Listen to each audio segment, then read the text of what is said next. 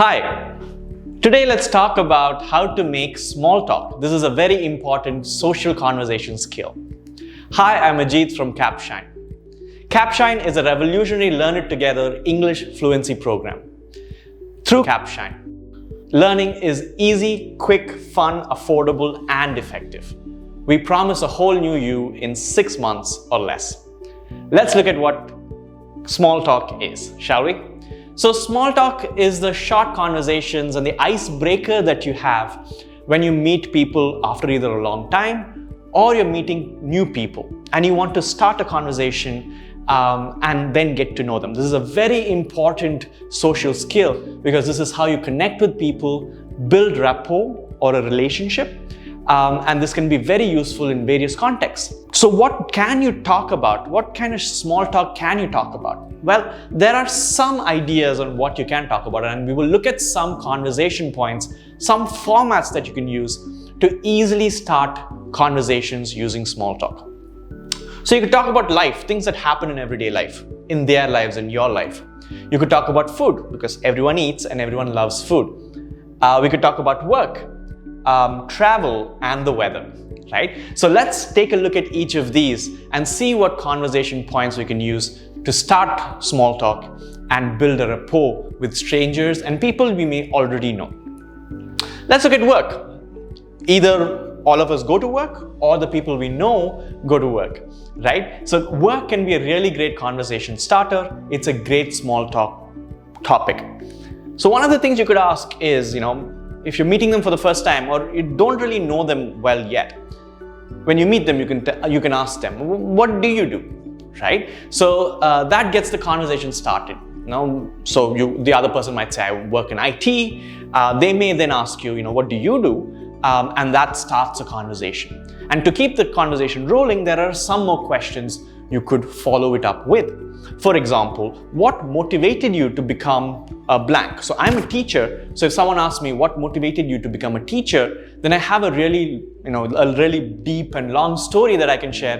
And I feel really nice when I share that. So imagine you asking someone, why did you choose to be this? What was your motivation? It can get them out of their shell and you can get to know the person more and they will like the fact that you're interested about them. And this will keep the conversation going. This makes sure that you're building rapport. Another great question that you could ask to move the conversation along is, what do you love about your job?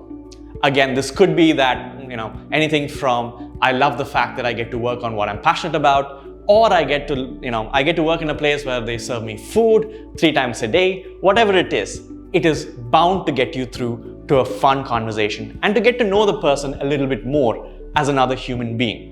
And that's the point of small talk, to get to know the other person, to build a rapport. Let's look at another context. In context of life itself, and there are a bunch of things we can talk about when it comes to life situations.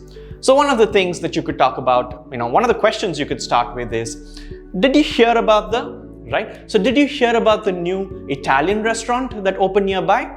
So again, the context matters here. The assumption is that you know this person a little bit. So maybe this is a work colleague that you've seen multiple times, but you don't necessarily know them really well, or you know them and then you just want to start a conversation. So did you hear about the new Italian restaurant that opened close by? That's a great conversation starter. So either they know it, in which case you can make plans accordingly, or they don't know it and you get to talk to them about it and they're going to get excited about that as well. What do you have planned for the weekend? Another great question. So notice how it's worded. You're not asking them, you're not telling them that you want to be part of their weekend. You're just curious about what they have planned for the weekend. And it could be anything from just reading a book or sleeping all day or planning a fun vacation over the long weekend. Whatever it is, you get the conversation started. And of course, what do you do in your spare time? A great question to get to know them a little bit more, to get to know about their hobbies and what they like to do in their own time, right? So this could range from the books they read, the kind of hobbies they have, maybe they work out, and you could ask follow-up questions and create a very fun and engaging conversation after this question. A few more life-related questions. Have you seen anything interesting on Netflix lately, right? And I'm sure we all have our own streaming app or we use cable. whatever it is. You could ask them, what did you see lately, right? And that's bound to get a conversation rolling. Do you have kids, pets? This really works well when you know the other person might have kids or has pets. So get to know them by asking them about their kids, ask them about their pets. Pet owners and especially love it when you ask them about their pets and want to know more about it. So do parents. They love to talk about their kids because they obviously know that's one of the biggest things that they love in their lives. So that's a really great conversation point as well. Where are you from and where did you grow up? Again, a very basic question, but if you don't necessarily know the person well, this can be a great conversation starter. In fact, if there are overlaps, maybe you've lived in the city that they grew up in, that can make a lot of connections happen as well, because people love it when they have commonality with other people, and the small talk can ensure that you build a rapport with the other person really quickly. Before we move on to the next conversation points, let's talk a little bit about Capshine's club memberships. For all of you, you get a free 30-day trial of the entire suite of services that you get with the membership. And what are these? Well, you get speaking opportunities where you can speak with people just like you and practice. You get to learn and practice in a group. You get access to monthly fluency reports where you get to know exactly where you stand every week and every month. You get a personal coach who gives you recommendation and feedback personalized to you. And of course, access to daily micro lessons where you learn something new in grammar or vocabulary and build your competency on that, as well as live classes where you can learn deeply about grammar, vocabulary, and other important English concepts. Let's get back to our conversation points. Let's talk about the weather. This is a very common small talk topic, and it's very relatable because everyone, can talk about the weather. One of the questions you can ask, or one of the conversation points is, the weather is amazing, isn't it? Of course, this only works when the weather is actually amazing. So let's say you live in a very hot place and it's raining and it's really nice that it rains. So you could ask, you could essentially make an exclamation. It's amazing weather, isn't it? And that is bound to get the conversation rolling. I feel it's going to rain today. What do you think? Right? So again, you're asking for their opinion and there is no right or wrong answer. Whatever the answer is, you're going to have the conversation rolling and it makes for a good small talk. Can you believe how sunny it is? Can you believe how cold it is?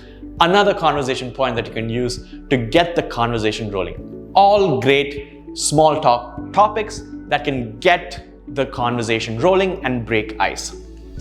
The next thing that you could use, or the next thing that you could talk about, is food. Of course, everyone loves food, everyone eats food, so it's a great topic to talk about as well. So one of the things you could ask is, know any good restaurants around here, right? So one, you're asking them for suggestions, and two, the other person will feel valued that you're asking them for suggestions.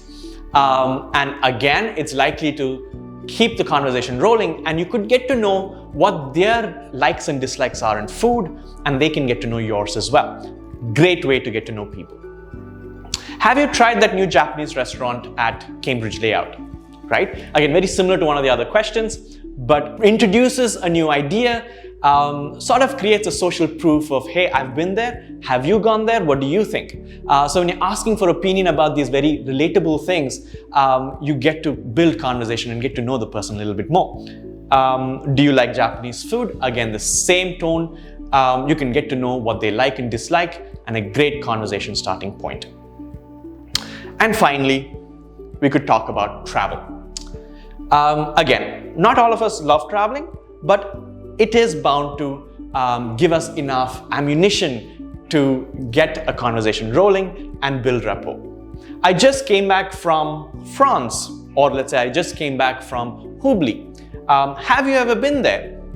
Let's say they have. Then you can converse and get to know where they went, where you went, compare notes. Great conversation point. If they haven't, then you get to speak about how amazing it is. You can talk about where they should go and where they shouldn't go, places to avoid and places to miss. Great way to start a conversation.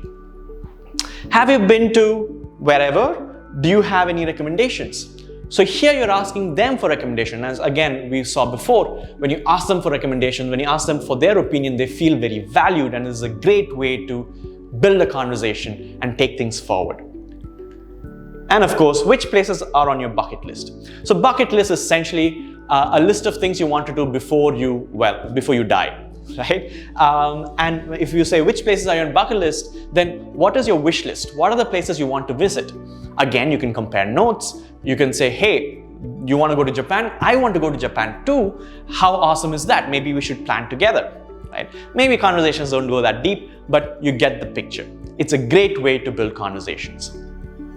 Great. That brings us to the end of our small talk discussion. I hope you found these useful, and I want you to try this out. At work, in social situations, with friends, try using these conversation points to build rapport and get to know the other person more. Remember, the more you converse, the more you get to know the other person, the more likely you're to build relationships.